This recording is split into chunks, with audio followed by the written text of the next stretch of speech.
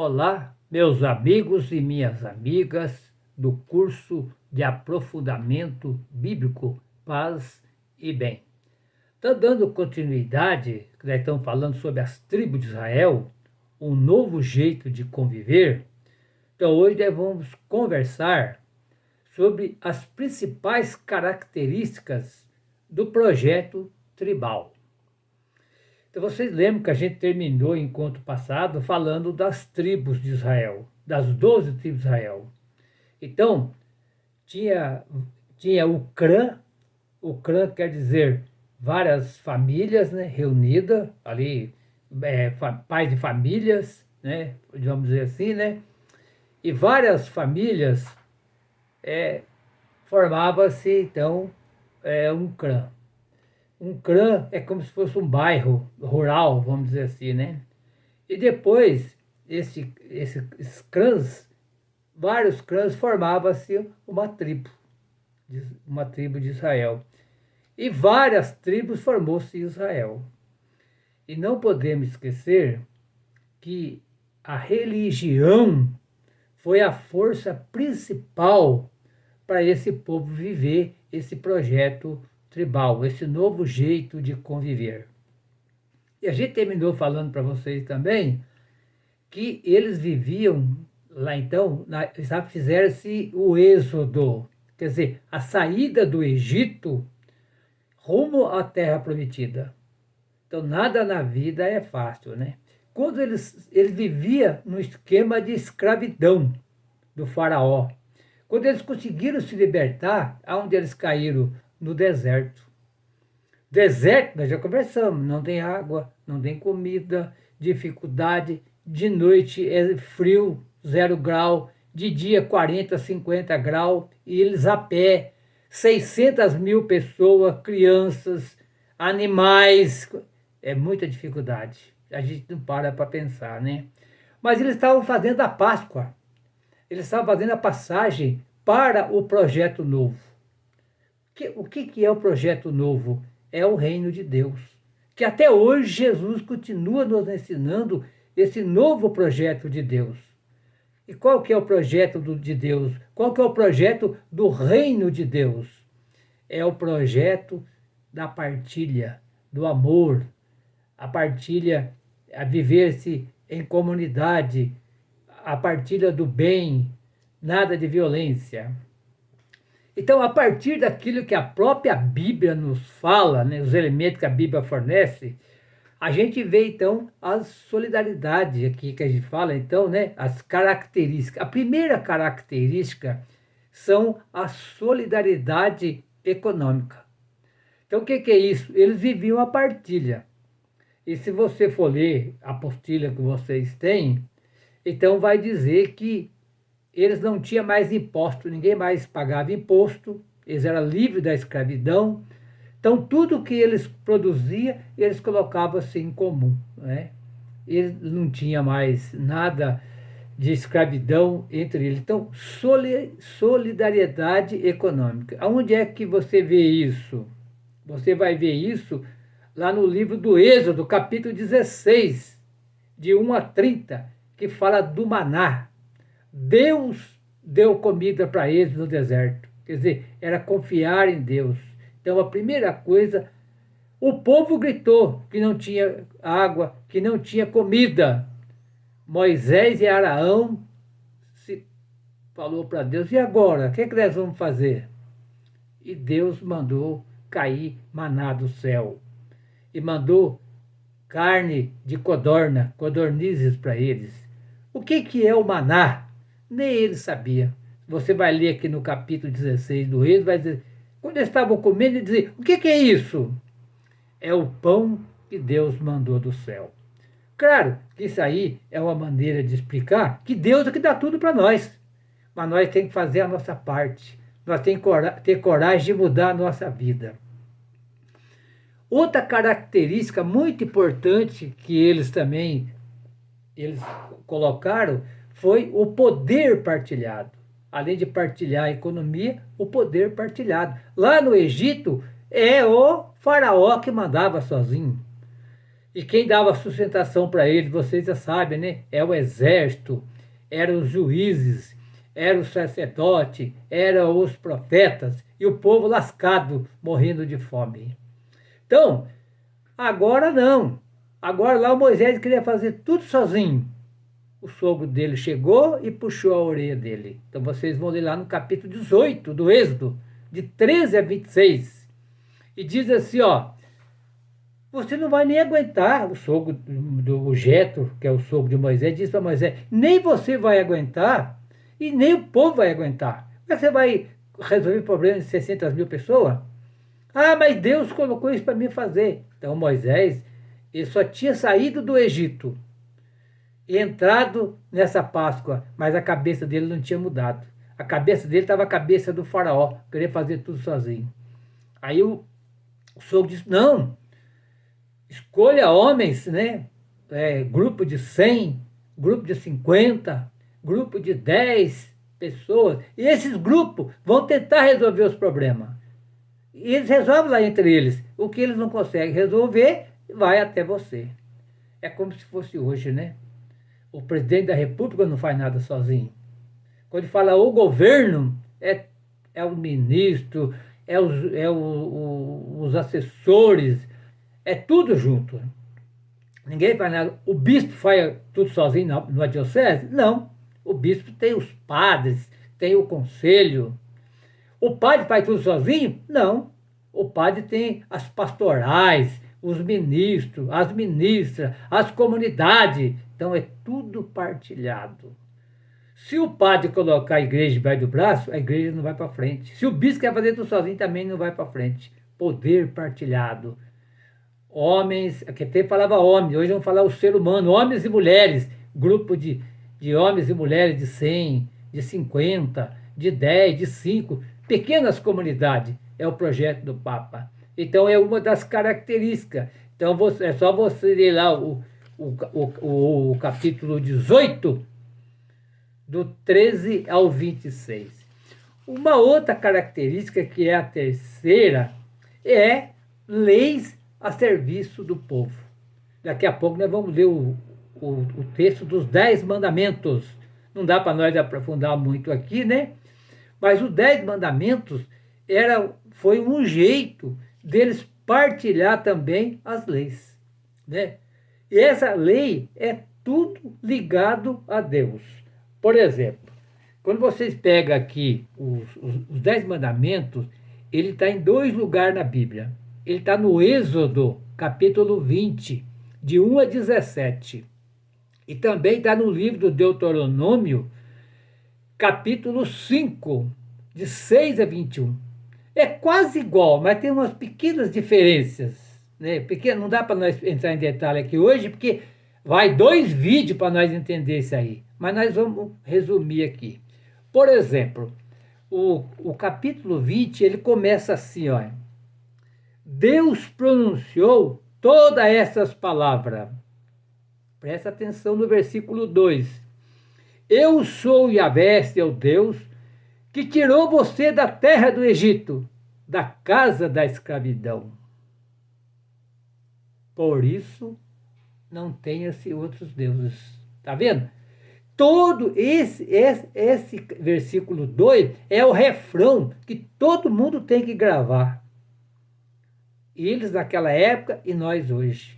Vocês eram escravos no Egito. Eu sou o Deus que tirei vocês do Egito. Então agora vamos seguir a lei de Deus. Hoje em dia, a lei de Jesus, as que está na Bíblia, né?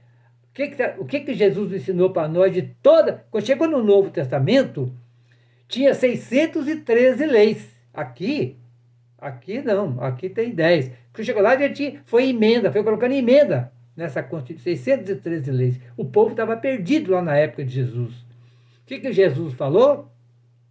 Olha, amar a Deus sobre todas as coisas e o próximo como a ti mesmo. É só 2 mandamentos, não precisa mais nada. Se você ama o teu próximo, se você ama a tua próxima, e se você ama a Deus, você não vai roubar. Se você ama, você não vai matar. Se você ama, você vai partilhar. Se você ama, você vai cuidar. Então é os 10 mandamentos. Eu sou o Senhor teu Deus, que tirou você da terra do Egito. Por isso não tenha outro Deus. Por isso não coloca mentira, não tomar o santo nome na boca de Deus. Porque eu sou Javé, lá é cheio de mentira no Egito. Agora não é mais para ter mentira. Eu sou o Javé, seu Deus, que tirou você da terra do Egito. Aí o terceiro mandamento. Lembra-se do sábado. Agora para nós é domingo, é um dia de descanso. Ninguém pode ser escravo de tudo isso. Eu sou o Javé, seu Deus, que tirou você da terra do Egito. Por isso, o quarto mandamento, ou melhor, o terceiro mandamento, né? Aliás, o terceiro eu já falei que é o, lembra-se de sábado, né? É o quarto mandamento. Honra teu pai e a tua mãe. Honrar o pai e a mãe quer dizer viver em família. Lá no Egito era escravidão, não tinha família e não tinha nada. Eu sou o Senhor teu Deus, que tirou você da terra do Egito. Por isso, o quinto mandamento, não matar. O quinto mandamento é o centro. Depois eu vou explicar para vocês. É um centro. E eu vou mandar para vocês também um gráfico para vocês verem que é o centro. Nós temos 4 mandamentos antes do quinto. E depois nós temos o quinto e mais 4 depois. É o centro. Lá no Egito, na terra da escravidão, lá, na casa da escravidão, matava-se sem piedade. O ser humano lá é um animal. Pior do que um cavalo, hoje em dia um boi ou um cachorro era jogado fora. Então não matar, vida em abundância, foi que Jesus colocou como centro aqui do nosso Novo Testamento. Eu vim para que todos que vieram antes de mim são ladrão e assaltante. Eles vieram para roubar e para matar e para assaltar. João 10. João capítulo 10, versículo 10. Eu vim para que todos tenham vida e vida em abundância. É o quinto mandamento. Eu sou o Javé, seu Deus, que tirou você da terra do Egito. Por isso, versículo 6, não cometa adultério. Adultério aqui não é no sentido do homem trair a mulher, e nem da mulher trair o homem. Também está esse hoje. Mas adultério na Bíblia nem sempre é isso. Adultério na Bíblia é trair o projeto de Deus. Jesus falou lá no capítulo 13 do Evangelho segundo João, que muita gente ia receber a Eucaristia indignamente.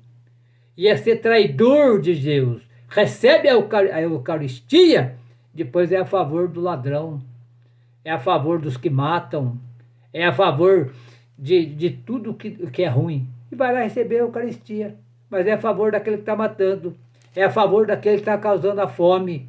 Não, então esses são ladrões e assaltantes, né? Cometer adultério é trair o projeto de Deus. Eu sou o Senhor teu Deus, que tirou você da terra do Egito. Por isso, agora vamos no oitavo mandamento. Não levanta falso testemunho contra teu próximo. Quer dizer, levantar fofoca contra o próximo, testemunhar contra o seu próximo, mentira contra o próximo. Lá no Egito, é o que mais fazia era isso. Agora aqui não, aqui nós não vamos fazer mais isso. Eu sou o Senhor teu Deus que tirou você da terra do Egito, da terra da escravidão. Por isso, o 9º mandamento, não cobice a casa do teu próximo, nem a mulher, nem o servo, nem a serva, nem o boi, nem o jumento, nada que pertence aos outros. Você não pode cobiçar nada dos outros, né? E junto, então, está aqui o 9º e o 10º mandamento. Não cobiçar nada dos outros. Depois, se der tempo, a gente vai aprofundar mais um pouquinho ainda falando sobre esse assunto. Muito bem, esse aqui, então, é leis a serviço do povo. Aqui nós podemos até entender aqui melhor esse mandamento, depois nós vamos falar sobre mais os outros mandamentos. Por exemplo, os 2 primeiros mandamentos, né? Qual que são os 2 primeiros mandamentos? É relacionamento com Deus. Não terás outro Deus, é o primeiro, diante de mim. E não tomar o santo nome de Deus em vão. O em vão quer dizer vazio. Então, esses dois primeiros mandamentos têm a ver com Deus, né? Não terás outro Deus, não farás, está no capítulo 20, de 3 e 6. O segundo mandamento, não usar o nome de Deus em vão. Então, esse, quer dizer, não usar o nome de Deus para fins fraudulentos. E no Brasil, né? No Brasil e no mundo, tem um monte de gente usando a Bíblia para ganhar dinheiro. Usando a Bíblia, usando o nome de Deus para roubar. Você sabe disso, né? Então é bom a gente ficar atento para a gente não cair nessa armadilha. Né?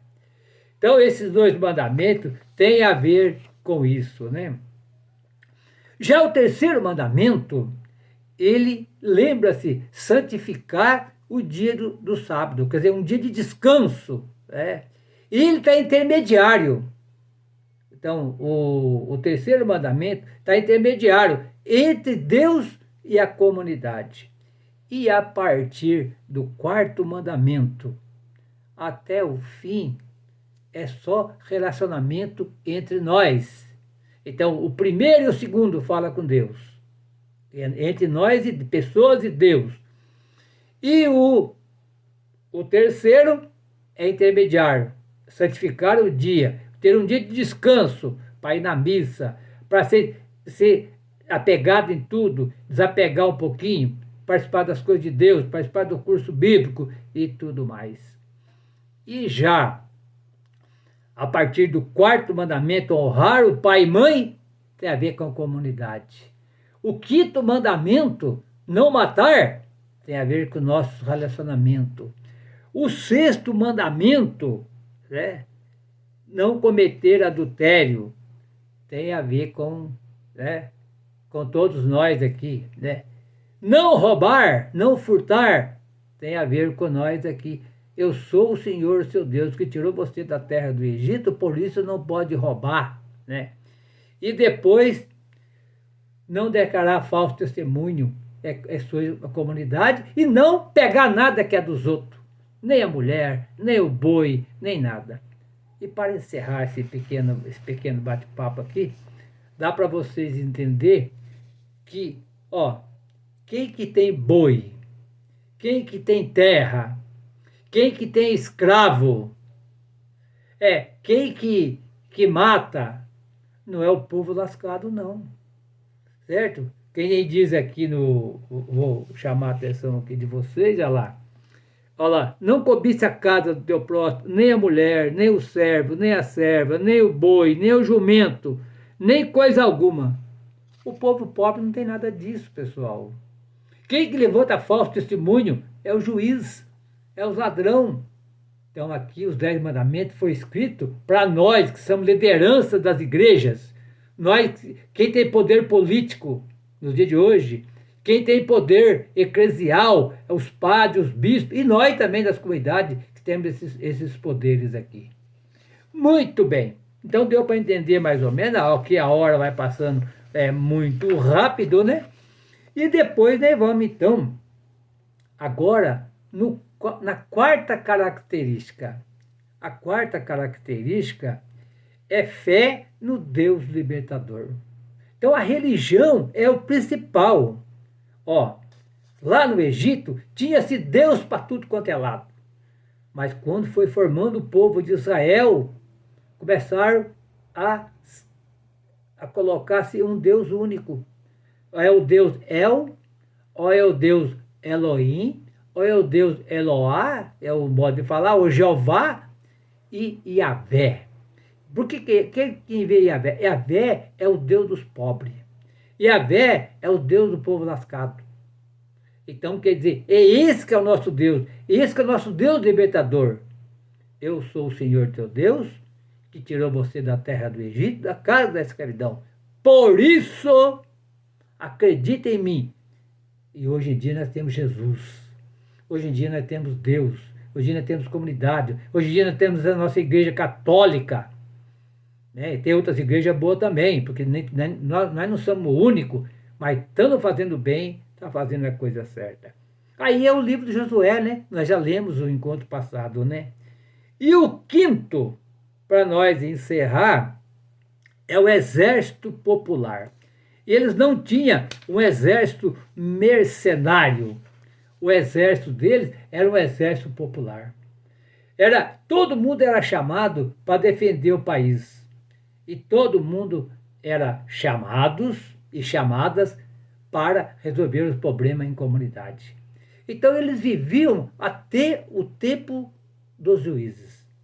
Claro, pessoal, que nem tudo foi um mar de rosa. Em tudo onde tem ser humano tem problema. Se vocês lerem lá, no finalzinho do capítulo 8 do livro dos Juízes, então vai mostrar que eles também tinham o deus Baal, eles tinham o deus Aserá, aliás, a deusa Aserá, a deusa Anat, tinha vários cultos nesse sentido aqui, né?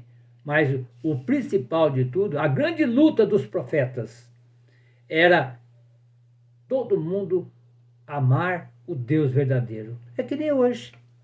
Hoje nós temos, se você for ver lá falando do nosso Congresso Nacional, infelizmente nós temos lá o grupo, né, de deputados que chama o grupo da Bíblia.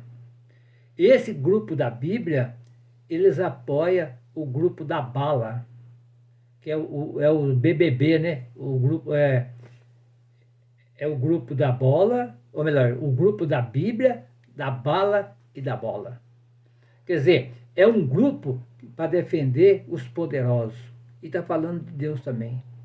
Não estou julgando ninguém aqui, é só vocês acompanhar, para vocês verem como é que é a vida. Então, ligando isso aqui em Jesus hoje.